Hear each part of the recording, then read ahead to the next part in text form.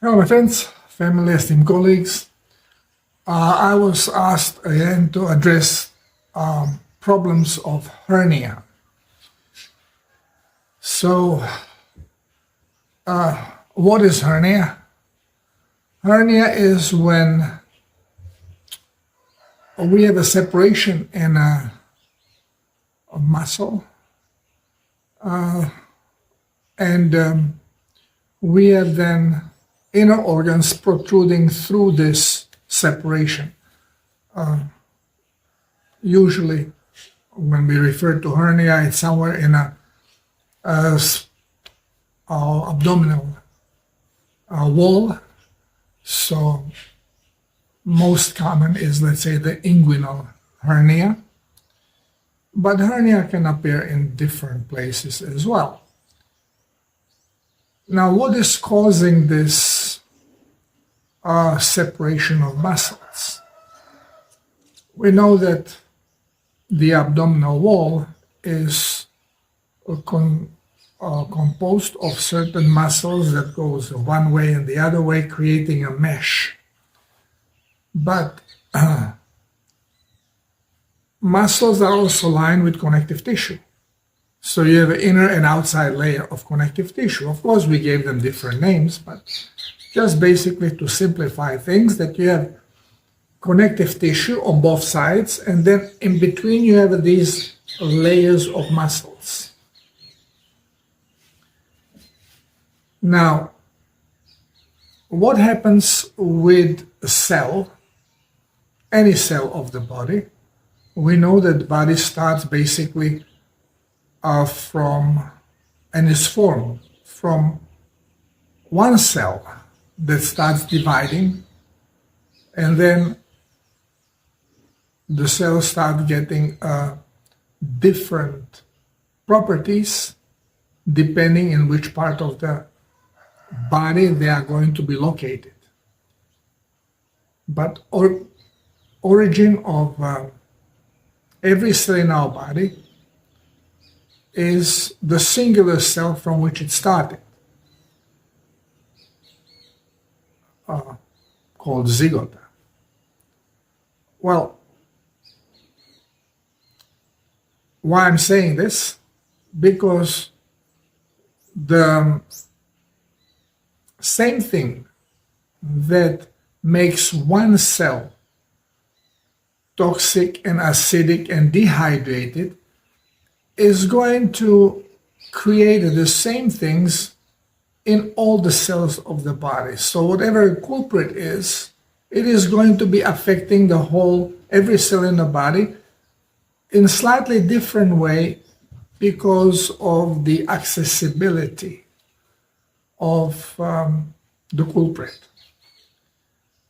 And so far I was proving that the culprit that creates so-called diseases or diseases of our body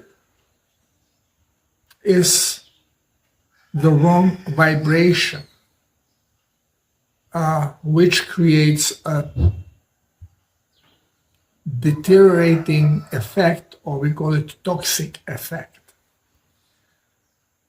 So, what is the deal with hernia?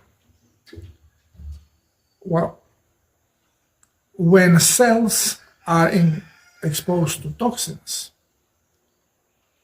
they do not hydrate.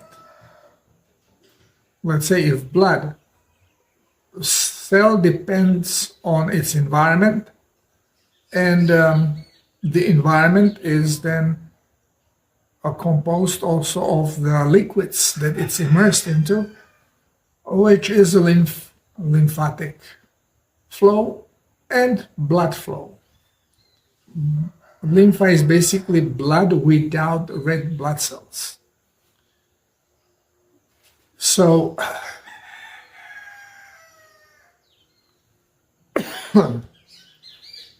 when blood is toxic or lymph is toxic, and again, some say lymphatic system and lymph is the soul of the body.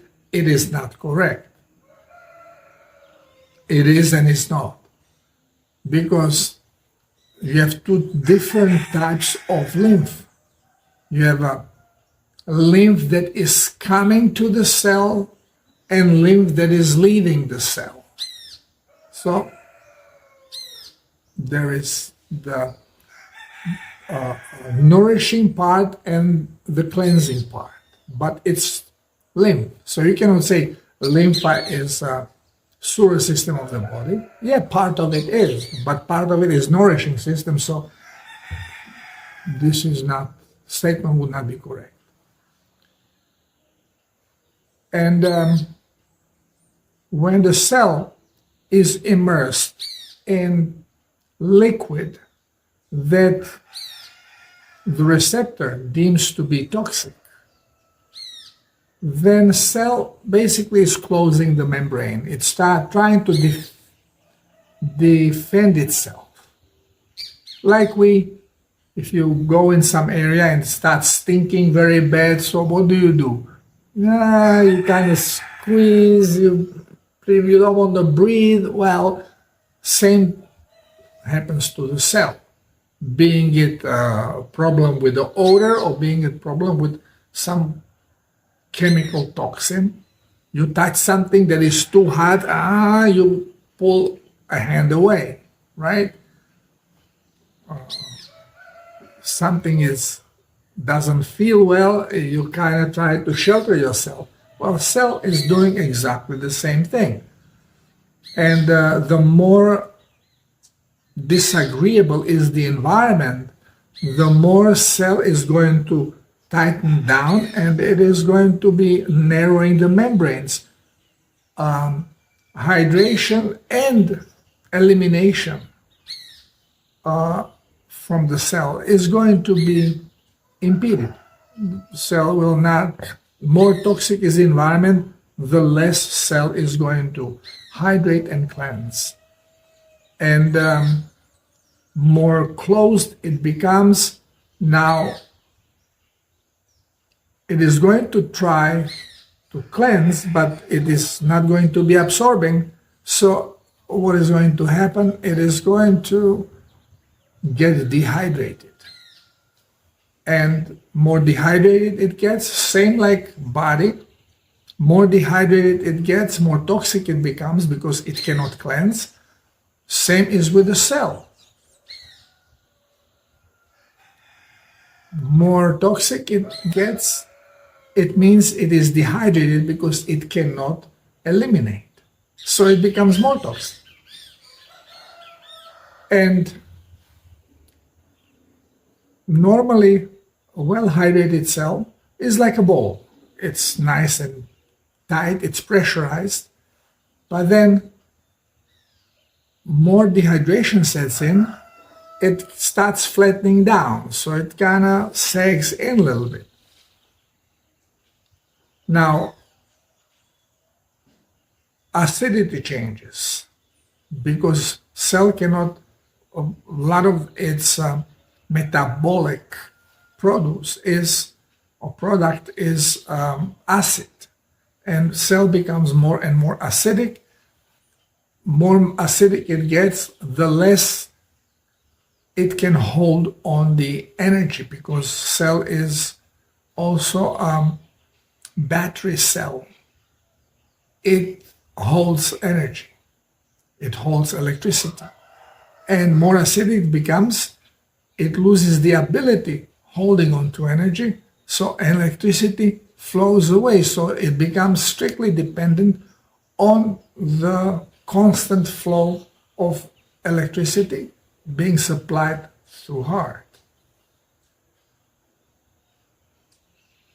Well, the more acidic it is, electric potential, electromagnetic potential of the cell is dropping, and by losing electromagnetic potential, muscle cell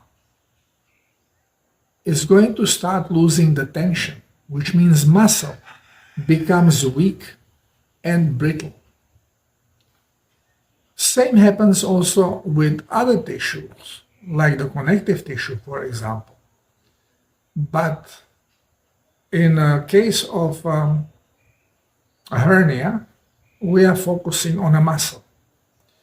Because we know that muscle became brittle. And this is why hernia occurs. The strings of muscle, when cells dehydrate, they shrink. So the whole muscle fiber shrinks. So if you have a mesh done of muscle fibers and muscle fibers shrink, well, you have more openings in between them. It's not so tightly woven. And now you also have lost the tension. So muscle can easier be stretched.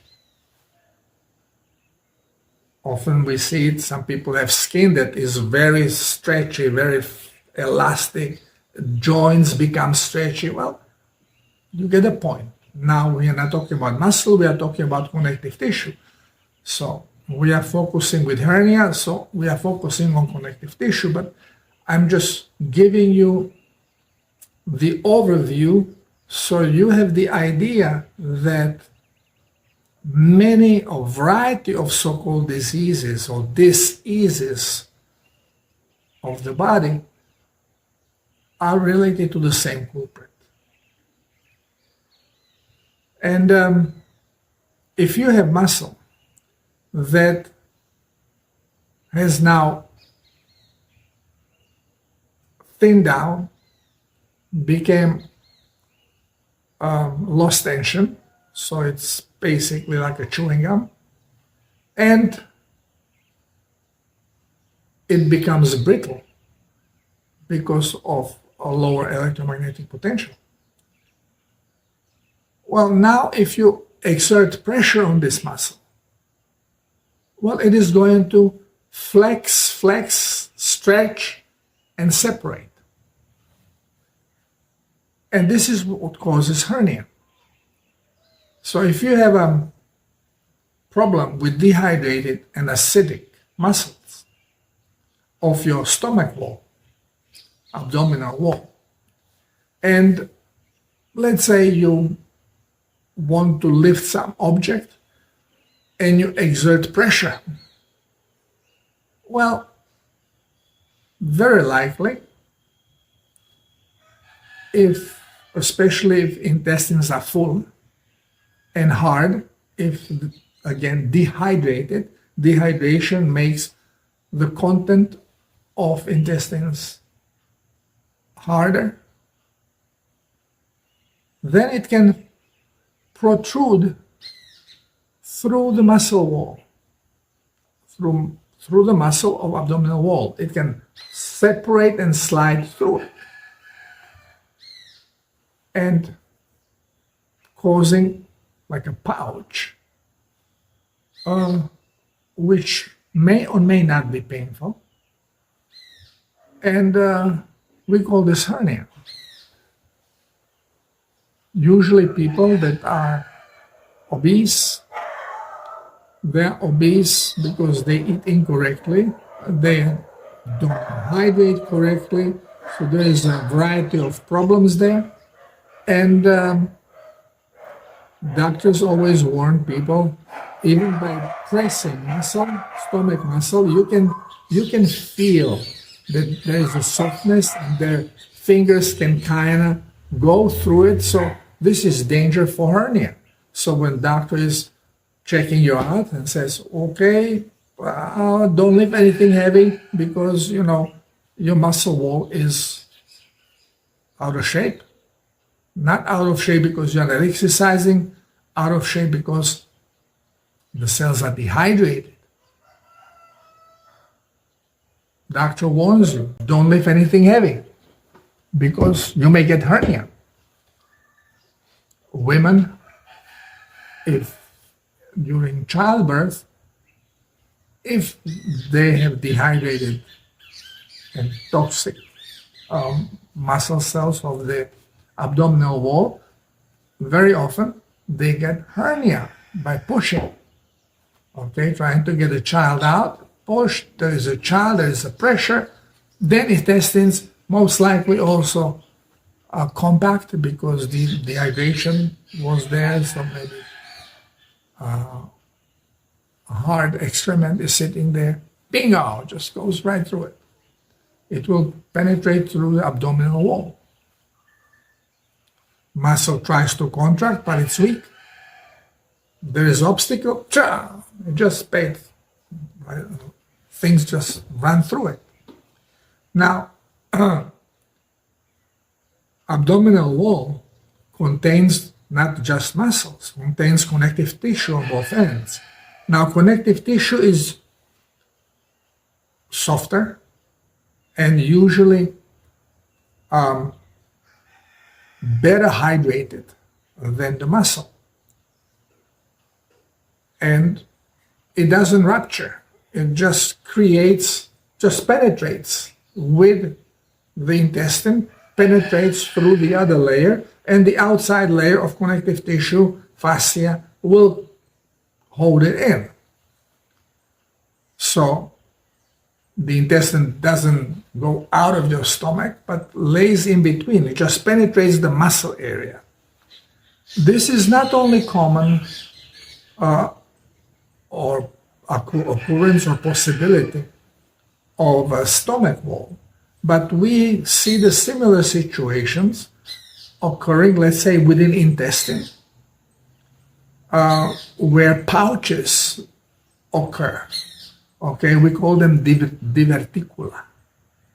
And if pouches occur in colon, we call this diverticulitis or diverticulitis, depending on which type of English you are using. So,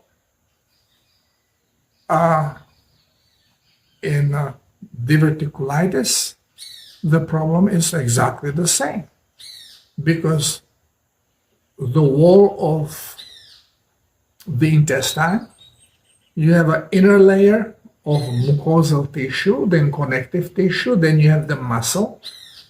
They are flat muscles, but they are muscles. And then you have the outer layer of connective tissue. And if you have a hard excrement and you have dehydrated muscle, it is brittle. And by straining, you put pressure on abdominal muscles, you squeeze, and you may get the harder part of the excrement making little hole through the muscle. It is not going to break the mucosal tissue. It is not going to break the connective tissue on the outside, but it goes through the muscle. It may not rip it apart. It just go in between the muscle layers. Just penetrates right through them. Same like hernia happens in abdominal muscle. Same can happen in intestine. We just gave it a different name.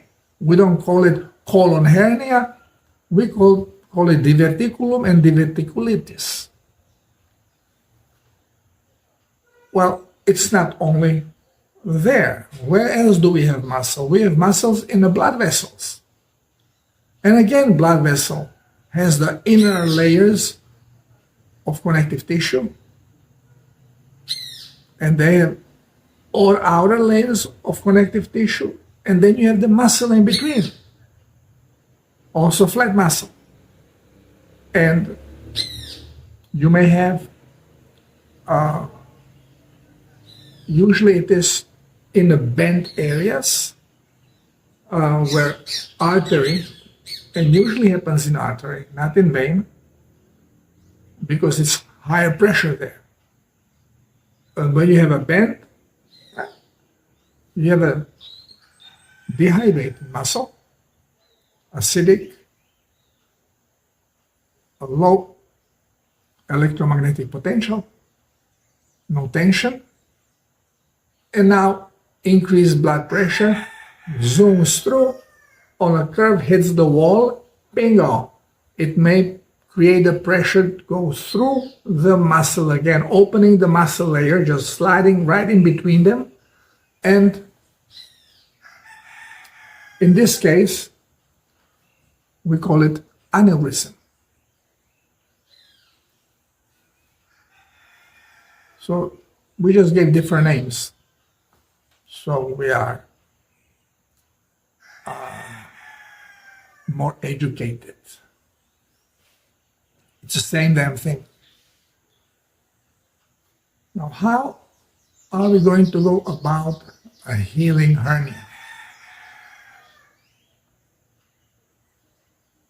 Doctoral approach, the scientific approach, through our modern science.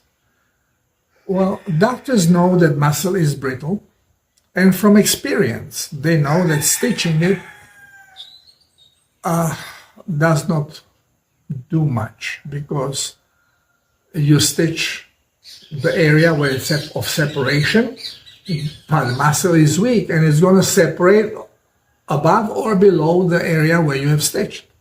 So it may last a day, a week, a month, a year, and bam, it's going to break again.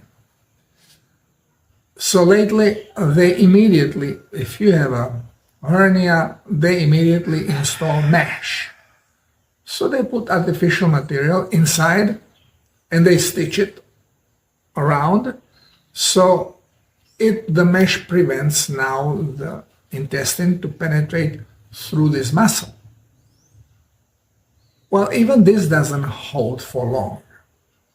I have a friend that had a mesh installed and the whole thing broke loose. And ultimately, the treatment of our exploits is, put outside support. Belt specially designed to hold your gut. So otherwise your gut goes down to your knees.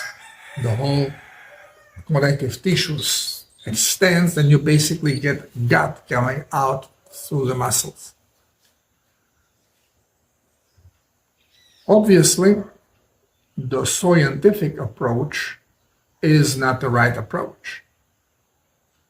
And this is why I claim that the cause of our health issues are doctors. Because as soon as they feel that there is a weakness in abdominal wall, they should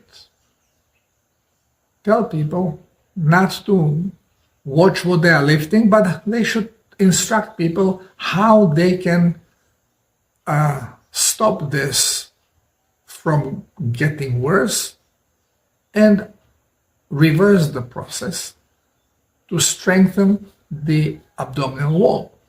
Exercising is not going to do it.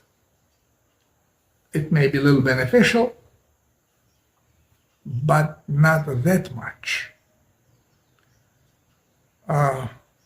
Because now when you already have a weak wall and you start lifting weights and exercising, you are most likely going to get hernia. So what do we do? Well, we know, I have explained what is the cause. Cause is on a cellular level, which means regular detox and hydration is not going to cut the mustard, because you need to achieve cellular hydration and detox. And best way is to follow the Self Healers protocol, because this protocol is nothing else but a guide to correct diet and correct hydration, which is going to automatically empower the body to go into cleansing and healing process. Body knows what to do. It's programmed to do it. Just stop poisoning it and give it what it needs so it can recover. Which means drinking plasma by itself is not going to fix the problem. Because if you are drinking plasma, you are now giving the body what it needs to hydrate and cleanse in general, basically to hydrate and cleanse the blood. And when the blood is clean, then the cellular receptor is going to signal, okay, we can relax the membranes now, we can start absorbing a little bit more and cleansing a little bit more, and eventually the blood is clean enough so the receptor even gives a signal for active hydration through osmotic pump, which occurs usually only during the sleep when more energy is available because brain is not wasting it by transmitting thoughts. And the cell starts producing potassium and engaging into the osmotic process. Well, you cannot achieve blood cleanliness to a level of cellular hydration, especially osmotic one, if you are polluting your blood constantly through something that you are ingesting. So you can load, your blood can even be clean, because no matter what you do, you can even medicate yourself. You can drink coffee and tea and eat incorrectly. As long as you are hydrating, your blood is going to be cleansing itself. You will feel good, because when blood is clean, we feel good. We have no idea that we are toxic on a cellular or level of a tissue, but as long as these toxins are not in the blood. So drinking plasma is going to help you no matter what else do you do. But when you have a problem on a cellular level, it is not going to be fixed unless you stop poisoning yourself, which means you cannot expect that you are going to hydrate and cleanse cells if you poison yourself by eating vegetables, especially raw vegetables, because they have toxin. Some of this toxin becomes neutralized with heat, changes frequency, okay, it becomes non-toxic, but some don't. And raw vegetables have higher level of toxic action on a body than cooked vegetables, which again, this could be very confusing because I always say do not heat your food, but vegetable is never supposed to be our food to begin with. Anyway, so as long as you are poisoning yourself through ingesting stuff, and one of the worst poison is coffee, not only because of caffeine, but variety of plant-based toxins which plant is producing to protect seed. Coffee comes from coffee bean seed. Same like a cow, very toxic. Okay, I proved it on my last experiment. So as long as you are taking in toxic elements, you are not going to be achieving cellular hydration. Even, decaf coffee doesn't work. It's still from a seed. And there is always some trace of caffeine in there, but it doesn't matter. It's still seed, which has other toxins.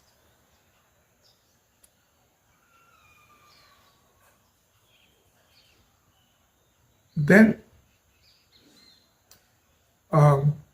there is a medication problem.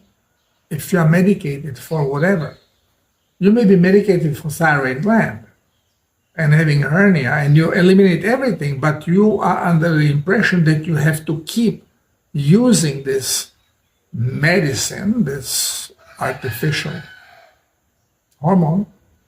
Well, it is going to be interfering with cellular hydration.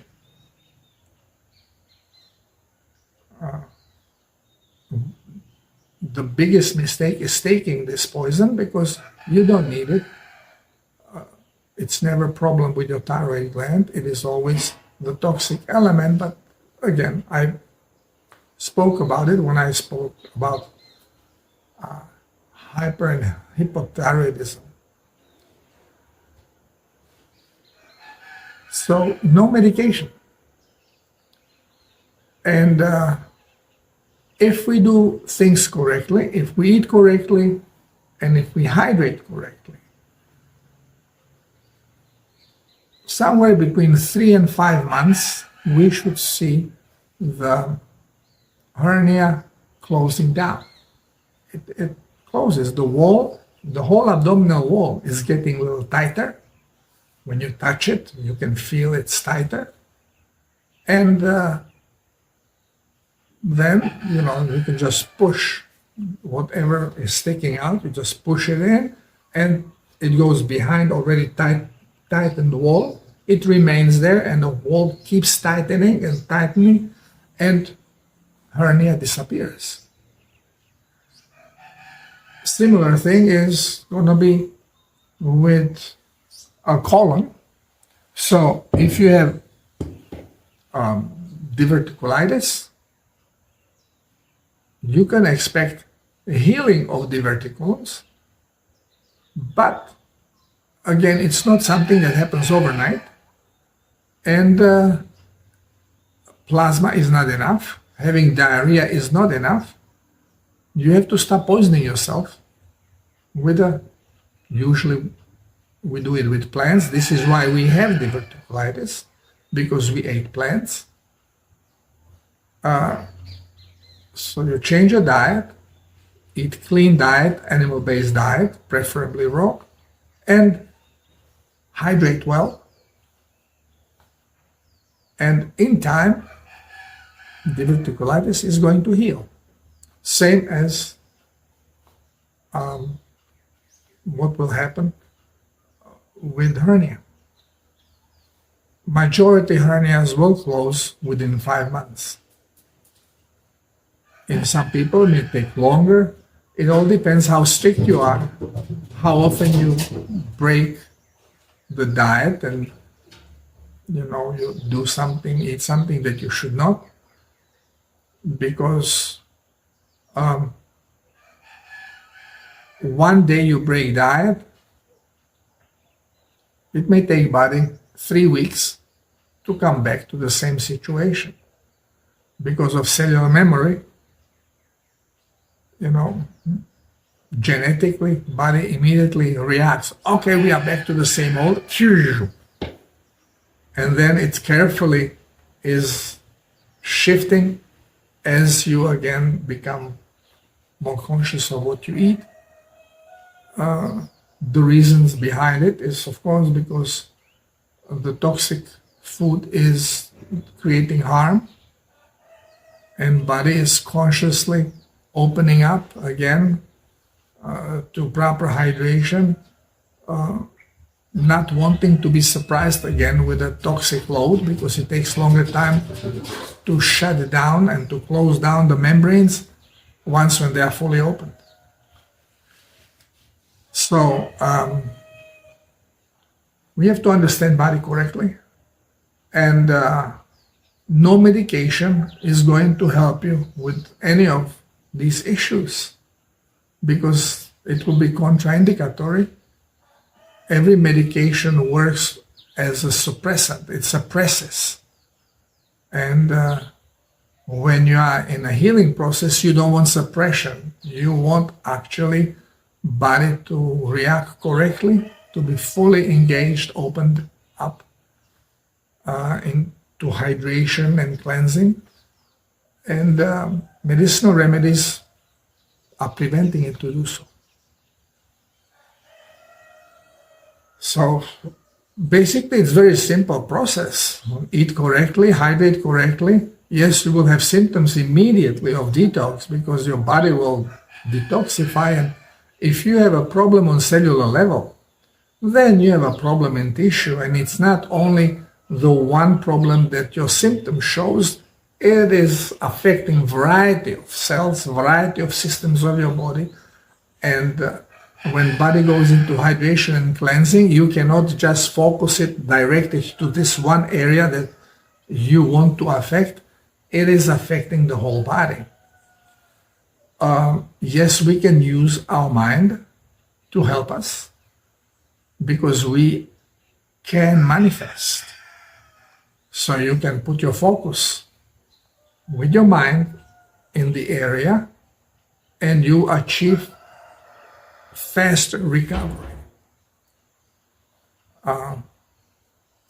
If you get really good at it, recovery can be really fast in any kind of a health issue. But this is really training now your ego, being conscious, understanding the whole picture of creation and our so-called reality, and having an unconditional faith, which this is the toughest problem.